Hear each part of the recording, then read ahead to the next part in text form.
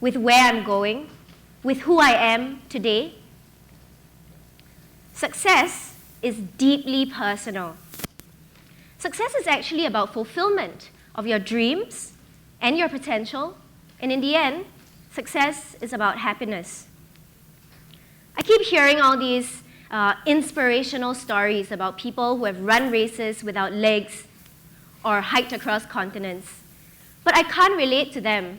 I mean, I can't even keep up with the aunties in a simple aerobics class in the gym. So I understand the message, but most of the time I just feel really worthless. What can anything I do measure up to what they've done? And this exact sense of inadequacy is a modern disease. The disease that makes us compare our achievements instead of working together. The disease that makes us fear losing out. And no one wants to lose out, right? So we are hungry to be better than the next person, even if we hate what we are doing. But success, real success, is deeply personal. There's a story I came across, some of you may have read or heard it before. A woman whose work is to relieve the suffering of dying patients said, "People grow a lot when faced with their mortality. When questioned about regrets they had or things they may have done differently, a few common themes surfaced again and again. Here are the most common ones. Number one, I wish I had the courage to live a life true to myself, not the life others expected of me. Number two, I wish I didn't work so hard. And number three, I wish I'd let myself be happier." Notice that the only thing said about success is that they wish it were personal. Today's success is a number, the number associated with money, with age, with achievements. Success is anything quantified. But you see, here's where it gets tricky. The moment you define yourself with a number, you lose who you are. But success is not a number, though. Success comes in many different forms. Years ago, I was an intern at Motorola. I was really pumped because I personally love technology. This would have been a great opportunity for me to go out and learn how technology was being made. So on the first day, I went in and I was given 2 weeks to do data entry on a stack of surveys. Data entry. I went home and cried. I thought, what a rubbish internship. So I was whining and moping for an hour, and then I got a grip on myself. I said, and I decided, you know what? I was going to learn everything I could. So the next day, I went in early, I stayed back late, and I completely crushed it. So now I had 1.5 weeks to do what? Anything I wanted. So I went around bothering every single person on the level, asking them what they did, how they did it, what roles they were performing. And it was really cool because I learned how a multinational company was run. I learned how technology was made. I got told off a lot of times, but I also made friends. And then I became chairperson of my own outreach event. I helped organize 2 of the major regional events. I got stellar testimonials from managers and VPs alike. And I actually received an award for outstanding performance. And I was so pleased with myself. But you know what? To everyone else, it was just an internship. So why did it matter? Because of impact. The impact of paying your dues. The impact of learning and practicing humility, diligence, and discipline so that today I can competently contribute in my work and improving lives through that. This is the impact of experience. Recognize impact. Small things add up to make a huge difference. Even though only one man is remembered for being the first person on the moon, thousands of great minds put him there. every contribution adds up. But some impactful things aren't small though. Some are actually really big. It's just that we're so focused on the numbers that we fail to recognize their importance. I received a message on Facebook from this girl years before. She said to me, "Thank you for being so nice." I replied and I said, well, "I'm sorry, I don't recall what you're talking about." She said, "Many years ago, in school, I was crying and alone. And instead of ignoring me like everyone else, you actually came up to me and asked me what was wrong, and you stayed and comforted me. I didn't think anything of it. But years later, she still remembered and was moved enough to write to me. Yet I barely remembered it." This is the everyday impact of humanity. Let's go back to one of the regrets from before. I wish I didn't work so hard. But why? Because then we have neither the time nor the focus to appreciate things, to be human, to share experiences with others. I'm sure all of you here have very strong memories of teachers that you've had in your life. But do you realize that whenever you go back to say hi, they may not actually recall the same things you do? So if we remember such experiences so vividly, then why aren't we focusing on what is so obviously important to us? In the end, what makes us matter is not our grades, not our money, not our achievements. It is our humanity. Another lost ruin of modern times is integrity. I held a focus group for my business a week ago at 7 p.m. On the same day, one person canceled. Half an hour before that, at 6:30, 4 people sent me text messages saying, "I'm sorry, I can't come." So 3 out of 8 people came. That's not even half. Even with friends, I've had to wait a long time or even experience last-minute cancellations. And you know what? I'm guilty of it myself. But you and I both know that if we wanted to be on time, we could be. And if we wanted to be somewhere, that's where we'd be. But integrity doesn't seem so important anymore. We have become untrustworthy. Why? Because being good doesn't matter anymore. Being rich does. Being successful does. If someone doesn't contribute to our success, they are not worth our time. But that's not true though. Research shows time and time again that people help those they trust and respect. Between 2 friends, one of whom is always there for you and always follows through his promises, and another who only occasionally turns up, who do you respect more? Who are you more likely to help? Integrity is about trusting and being trustworthy, even if it is to yourself. If you say you're going to get fit, get fit. If you say you're going to meet someone, meet them. If you can't answer an email or be on time, why would someone trust you to run a company? Why would someone recommend you for a job? Why would investors put down money on your startup if you don't have this integrity?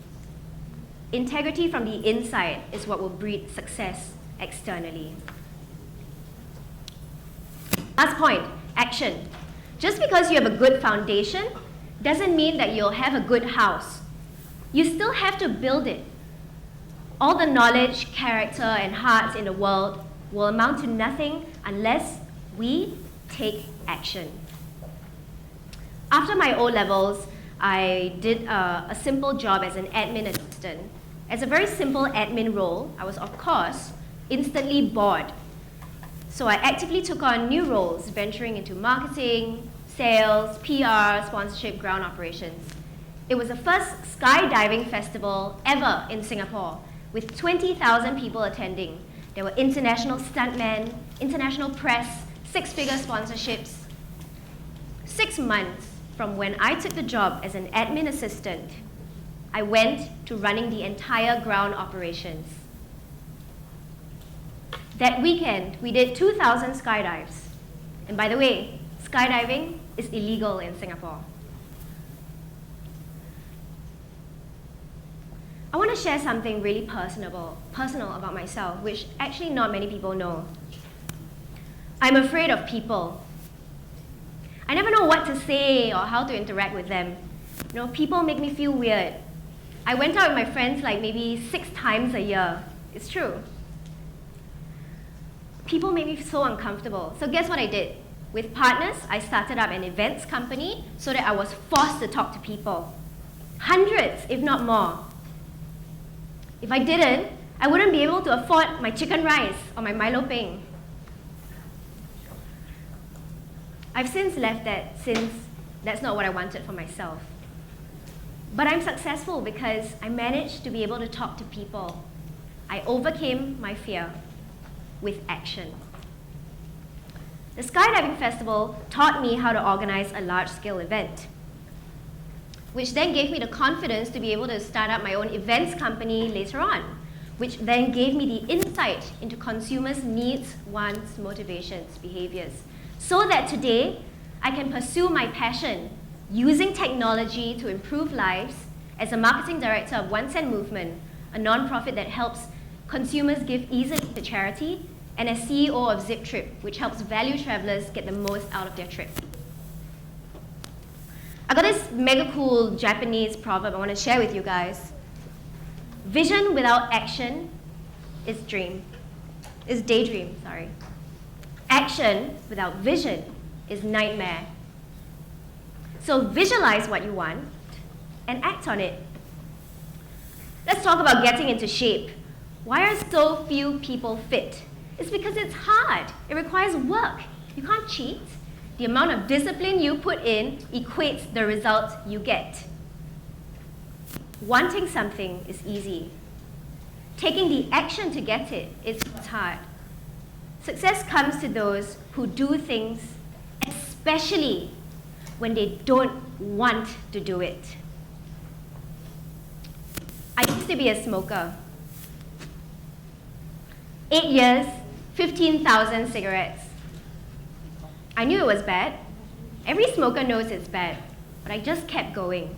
Then one day I sat and realized every single day I was spending an hour for 8 years smoking. I had to stop. So I looked at the people I respected and I noticed a pattern. None of them smoked. Not one. If I wanted to be successful like them, balanced on the inside, and contributing intellectually, I couldn't possibly be a smoker, so I decided to quit. So for 2 weeks, I bumped cigarettes off people, and I was trying to cut down, and I did, but then I got fed up with how weak I was being. Weakness is not being able to commit to your own goals. So I stopped it, and I gave up smoking completely. On the 1st of July, I've been smoke-free ever since. It was very hard. I was struggling to breathe because my lungs were repairing themselves. My motivations had to be rock solid. I forced myself to feel disgusted with smoking, to think that it was lazy and stupid, so that I wouldn't want to. Some of my peers smoked, so I did not go out at night for a month so as not to tempt myself. And I said, hey guys, I've decided to quit. Can you help me by not smoking around me? I'm very lucky to have supportive friends. They were like, that's cool, man. I avoided activities that I knew would stress me out and trigger my need to smoke. I was very harsh with myself. No excuses. I just decided on my goal, identified the actions necessary, and did it. Failure is not always caused by things going wrong. Failure occurs when the right actions are not taken. I quit before. Anyone here who smokes will know what I mean. Yeah, we are quitting. We are on the way there. But I always failed because a part of me still wanted to smoke. I did not want to give it up. So I identified that part and I conditioned myself to associate smoking with traits that I despised so that I wouldn't want it. Bad grades are not caused by a hard exam. The exam is hard because you don't understand the subject well. Failing to get a leadership position is not because you weren't chosen. It is because during your job, you did not step up when you should have. Be conscious of the actions you need to take and take them. Do you want to get fit? Wake up an hour earlier every day and do something. Do you want to start your own business? Put aside 2 hours and work on your business plan.